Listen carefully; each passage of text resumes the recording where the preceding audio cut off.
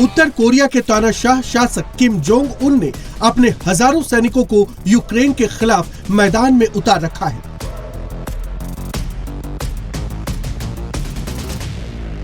इन आरोपों के बीच उत्तर कोरिया ने सार्वजनिक रूप से माना है कि उसने यूक्रेन युद्ध में रूस की मदद करने के लिए अपने सैनिकों को बेहद खतरनाक कामों में झोंका था। रूस से उत्तर कोरिया के ये सैनिक वापस लौटे तो उनके स्वागत के लिए राजधानी प्योंगयांग में एक बड़ा समारोह रखा गया।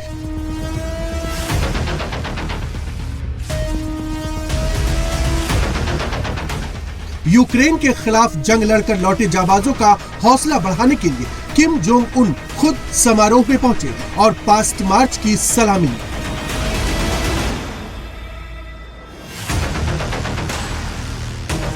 सैनिकों के स्वागत के लिए बड़ी तादाद में आम नागरिक भी पहुंचे थे और नेशनल फ्लैग लहराकर अपने सैनिकों का वेलकम किया।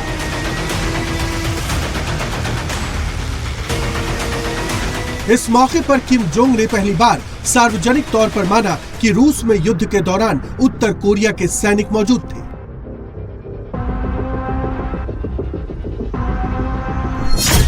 किम जोंग ने पहली बार कबूल किया है कि उसने रूस के कुर्स्क क्षेत्र में बारूदी सुरंगें हटाने के लिए सैनिक भेजे थे। उत्तर कोरिया के तानाशाह शासक ने बताया कि इस मिशन में 9 सैनिकों की मौत हो गई। एक इंजीनियरिंग रेजिमेंट को अगस्त में 120 दिनों के लिए कुर्स्क भेजा गया था।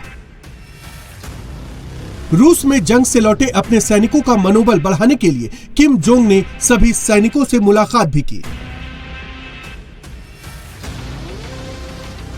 उत्तर कोरिया के सुप्रीम लीडर ने गले लगाकर उनके साहस और बहादुरी की सराहना की।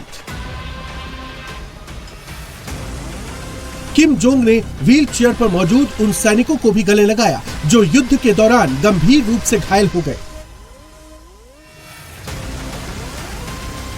इसके साथ ही रूस यूक्रेन जंग में मारे गए उत्तर कोरियाई जवानों को श्रद्धांजलि दी गई। सफेद फूलों का गुच्छा रखकर उन्हें याद किया गया। प्रियंका गांधी का सरकार पर बड़ा हमला। ये लोग वोट चोरी से जीतते हैं। प्रियंका गांधी ने यह अटैक किया। बीजेपी चुनाव आयोग से मिली भगत। लोगों को अब भारतीय जनता पार्टी पर भरोसा नहीं रहा तो पूरी कांग्रेस पार्टी एक तरफ वोट चोरी का आरोप बीजेपी पर लगा रही है और अब प्रियंका गांधी की तरफ से भी यही बयान सामने आया।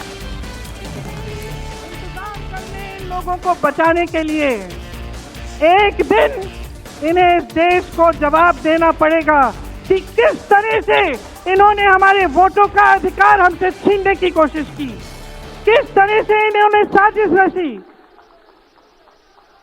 हर मोर्चे पर ये सरकार विफल है, हर मोर्चे पर। आज डॉलर 90 रुपए का हो गया है। जब 60 रुपए का हुआ था तो कौन रो रहा था सड़कों पे? कौन रो रहा था सड़कों पे? नरेंद्र मोदी जी बार बार कहे जा रहे थे आज क्यों नहीं बोल रहे हैं डॉलर पे? निर्यात लगातार घट रहा है, आयात महंगा हो रहा है, विदेश नीति फेल हो गई है इनकी। हाथ पकड़ के चलते हैं ट्रंप जी के साथ, बड़े बड़े राष्ट्रपतियों के साथ, लेकिन जब समय आता है तो देश के साथ कोई खड़ा नहीं होता। ये है इनकी विदेश नीति और इनकी नीति कि देश की सारी संपत्ति अपने 2 चेलों को, अडानी जी और अंबानी जी को पकड़ा देते हैं। यहाँ देश का नौजवान महंगाई से जूझ रहा है, बेरोजगारी से जूझ रहा है, पेपर देता है लीक हो जाता है।